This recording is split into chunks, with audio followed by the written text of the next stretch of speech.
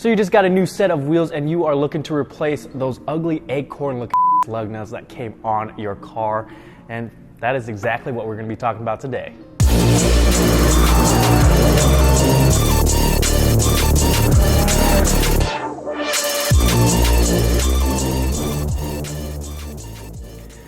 Lug nuts seem simple enough, right guys? It's just a little metal piece that holds your wheel to your car, but they also help center and position the wheel correctly. So you just can't go out and get whatever lug nut you find and throw them on your car. You have to make sure they fit correctly. And there's basically 4 different technical specs that you want to pay attention to when you are buying lug nuts. The first one being the seat type. For these cars, you're gonna want to be looking for a conical seat lug nut, which has that tapered base. There's also ball seat lug nuts and flat lug nuts, but again, we are going to be looking for the conical seat lug nuts with that tapered base that is going to help center the wheels. And speaking of centering and positioning the wheels correctly, you do want to make sure you are using the star pattern when you're installing lug nuts to help center the wheel correctly. If you don't know what that is, I'll link above the video on how to properly torque your wheels. Now, the second thing is the thread size. There's plenty of different thread sizes out there, but the one we need is M12 by 1.25.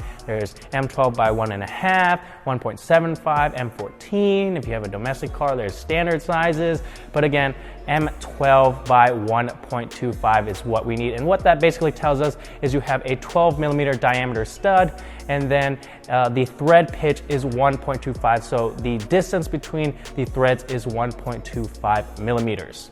The third thing is usually often overlooked because most of the time you don't have to worry about this, but it is thread engagement. The recommendation is to have a minimum thread engagement of at least the diameter of the stud size you're running. So since we are doing 12mm studs, we need to have at least 12mm of thread in the lug nut. So when this comes into play usually is when we're running spacers, and that takes up some of that thread length. So if that gets under the minimum recommendation, you want to start running extended wheel studs. And last but not least, we have torque specs, which for the WX and SCI is 89 foot-pounds with clean and dry threads.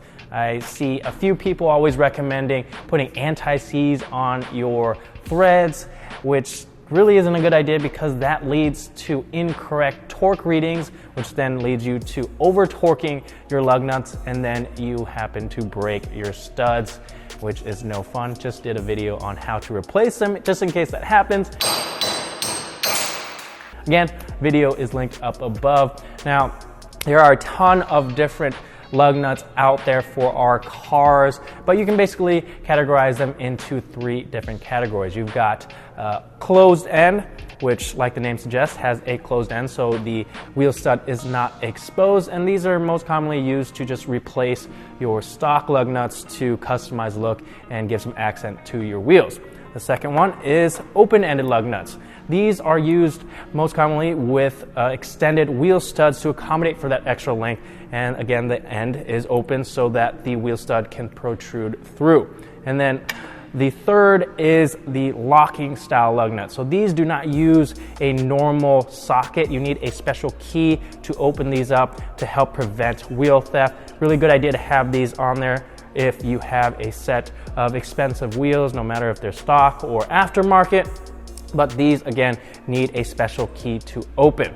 And then a subcategory to all 3 of those is 2-piece lug nuts. Now, there's 2 different styles of 2-piece lug nuts. You have the ones with a rotating base here. So the conical seat rotates when you install the lug nut so you don't scratch up your wheels. And then you have a shell type lug nut where the outer portion of the lug nut actually comes off, and then you install the inner portion, torque that down, and reinstall the outer portion so that your lug nuts are looking pristine no matter how many times you install and uninstall them.